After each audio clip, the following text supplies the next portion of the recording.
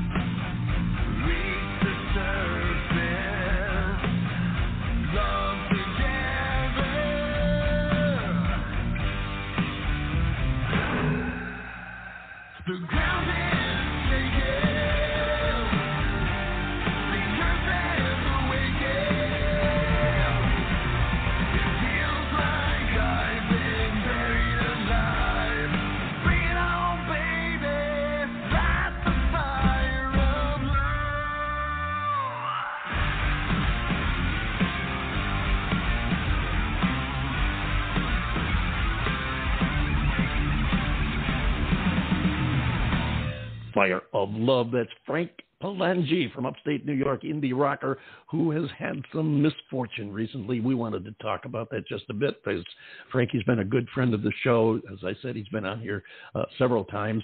And Frankie had some bad luck here around the first of the month. I don't remember the exact date. Doesn't matter. But he got burned out of his home. And unfortunately, his studio was in his home. So he's out of the studio, too. And It's really unfortunate. Poor guy is displaced. I think he's living in a hotel or something until he can find temporary lodgings. And we really wish him the very best. We feel for him. Donations to a GoFundMe account are being accepted.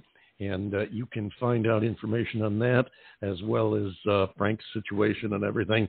And, of course, his music, which is prime importance because that's what he's all about, just as we are here on the David Bowers Awards. You can check him out online, Frank Palangi, P as in Peter, A-L-A-N as in Nancy, G-I. And he is a rocker from upstate New York, an indie rocker. And you can find him all over the Internet. Just Google Frank Palangi Music. You'll find him on, at frankpalangi.com, of course. You'll find him on Twitter, Instagram, Facebook, LinkedIn, Tumblr, all over the place. Just Google Frank Palangi Music. And if you like it, check out and get a copy of Fire of Love. Proceeds from that will be going to help him rebuild his home. So we're going to try and get him on here soon if we can to talk about his misfortune as well as his music. But in the meantime, check him out. And if you can, help him out. We'd really appreciate it. John Bon Jovial, what's new with you? Well, we survived the non-event tropical storm Elsa, which it was a non-event. And we are incredibly grateful that it was a non-event. I mean, it rained its butt off. We got a lot of rain, but we didn't get the wind or the tidal surge or anything like that. But I have just one question, John. If it was a non-event, why did it wipe out the David Bowers Award last week? Well, that is a really good question. We were getting the outer bands of this storm, and for those of you that don't listen in on a regular basis, and shame on you if you don't. Shame on you.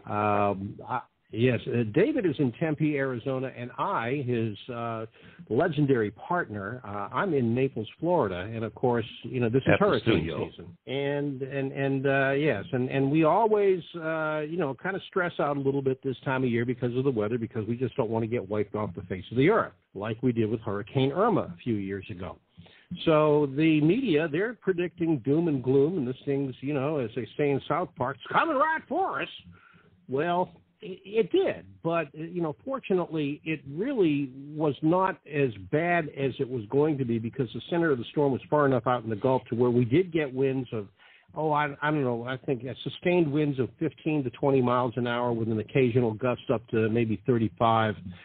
But it was really, as far as tropical storms go, this one was a piece of cake, and I'm not making light of it. I am incredibly grateful that it didn't do really anything. A little bit of minor flooding here and there, but, our house was high and dry, as were our neighbors. It was didn't lose power, except for Monday night when we were supposed to record last week's show of the David Bowers Awards.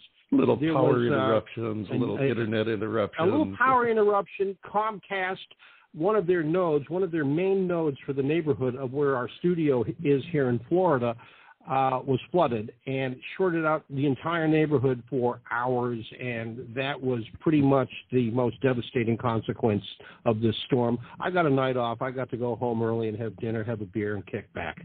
Hey, it's nice that we made the national news. They just forgot to mention our name. Yeah, I know. What was up with that? I don't know. They mentioned the storm hitting Naples, flooding, rain, all this stuff. They didn't mention the fact that they knocked the David Bowers Awards out of the ballpark for the week. But anyways, folks, we are back. We are bigger and better than ever. And we've got a loaded show for you here today. As a matter of fact, our first guest is standing by.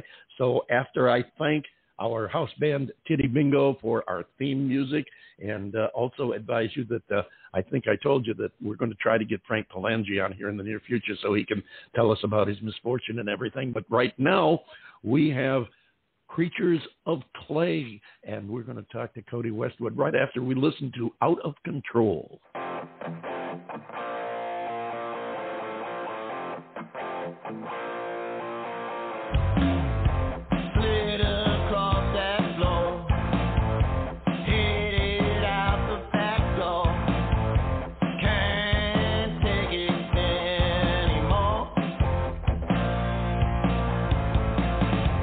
Oh yeah, I'm on that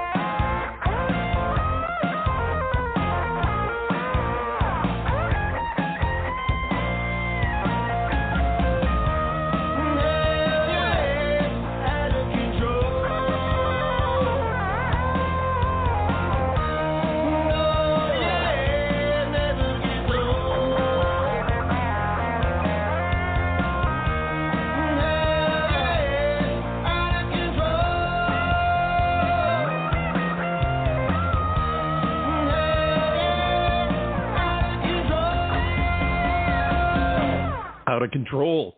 Creatures of clay is what they call themselves, and here's the man right now who does the calling. He goes by Codie Westwood. Welcome aboard, Codie. Come on in here and say hello. Hey, how you all doing? Glad to be back on your show. Hey, we're glad to have you, man. It's been a while, and, well, tell us, what the heck's been going on? I know you've had a lot going. What's been going on in your life? Well, just, been writing a lot of music, playing out when I can. Try to make some lucrative deals, I heard that. How did you get through the pandemic and, of course, not being able to do a lot of in-person performances? Well, it was kind of rough. I enjoyed playing out for people, but there was a couple parties that we illegally went to, when everybody wanted to get together and stuff and jam. So we were all like, "Are you sick?" "No." "Okay, good. Let's jam." I hear that. There was a bit of that going on. We're like Sergeant Schultz. We know nothing.